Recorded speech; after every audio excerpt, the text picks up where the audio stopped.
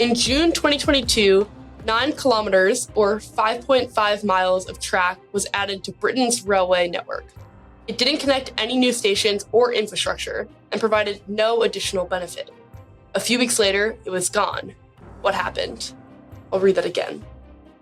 In June 2022, 9 kilometers or 5.5 miles of track was added to Britain's railway network. It didn't connect any new stations or infrastructure and provided no additional benefit. A few weeks later, it was gone. What happened? I should know this. I should absolutely know this, and I do not. I've got nothing. I had an idea, Okay. but then I think the idea is wrong. But I know that in Japan, they've done this where they've created stations that have no connecting points that are there for you to marvel at the train system and at the nature around it. And there are actually 2 such stations in the UK for that you can get off at this station, but there are no on or off ramps. So you just stand there until the next train comes. And the idea is to marvel at the train system. That's definitely true for Japan. I think the one in the UK is more prosaic in that it's at an army base. So the train station is like national rail property and you can get off the train, but then you're just not allowed to go any further because it's a bleak military base in the middle of nowhere. But this obviously is not correct for your clue because they built the track, then they disassembled the track, correct? It says it was gone. So I know that there are some abandoned stations that get used as movie sets. And I'm thinking that okay, they needed to connect a portion of it to roll a train in for filming. And that's all they did. And then, it was added to the network just to get a train someplace. And then they didn't need it anymore. I like that idea a lot, but that's not necessarily in the right direction. But also, if it's not connecting to anything, it didn't go to anything. It didn't connect any new stations. And that one that was purely built to get around US law was somewhere in Canada, I think, or somewhere in northern US. There was one very short railway of about 300 meters that was built purely to get around a US law that says some complicated thing to do with trains and boats having to connect, and you can't travel between 2 US ports on something. Anyway, they unloaded stuff, moved it 300 meters, and then put it back on the ship to do a loophole.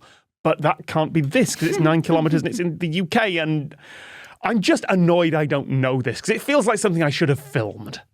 Maybe it's something to do with municipality laws. If they were like, oh, if you have X amount of train track in your town, then you get X amount of funding. And so they were like, yeah, no, we have it. It's just give us 1 week and just come. Yep, it's right over here. I would think a little bit less about laws and a little bit more about science. Oh, hang on. Okay, not this, but there is a railway up in Scotland that doesn't connect to anywhere.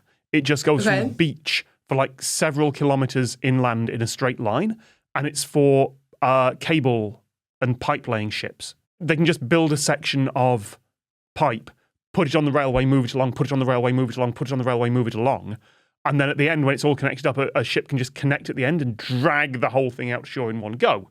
That is about 9 kilometres, but it wasn't part of the network. That's just a thing that someone's built. Wait, what if it's like a runaway train ramps? Like they have those runaway truck ramps in the mountains. If a truck is going too fast down a mountain, then they veer up this little tiny road that they build so they can slow down. Maybe it was at the end of a hill and this extra train track was so that the trains could slow down because they were going too fast.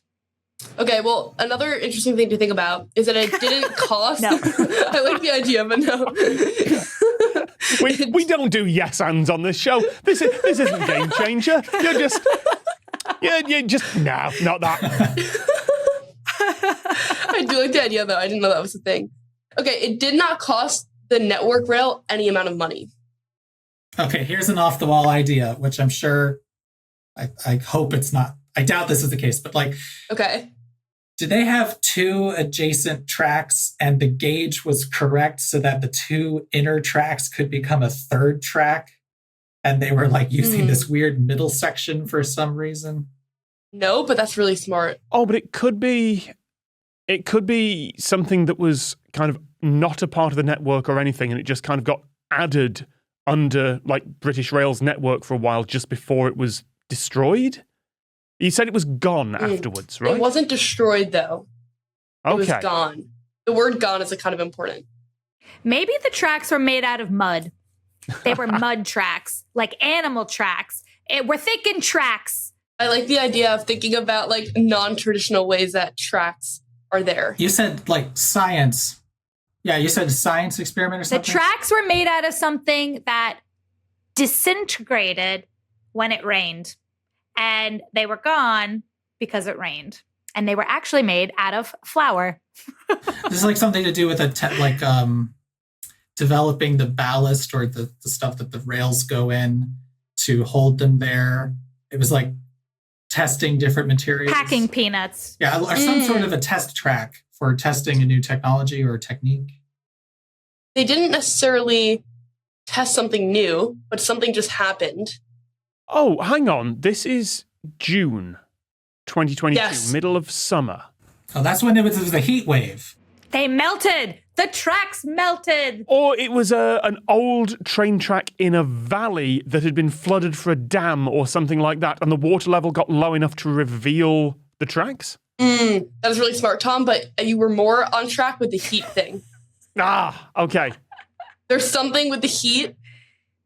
And Was it so hot that the rails expanded and touched something to the point that like No, it was just so hot that the rails expanded. Yes. Because there's thousands of kilometres of track, and thermal expansion in the middle of the heat wave added 9 kilometres. Oh, Yes. I hate that question. Well done. Killed it.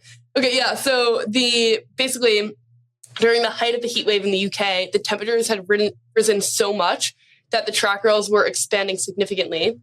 And on June 19th, Network Rail said that they expected the track to expand by 30 centimeters for every kilometer. So that would be like 1 foot for every 0.6 miles.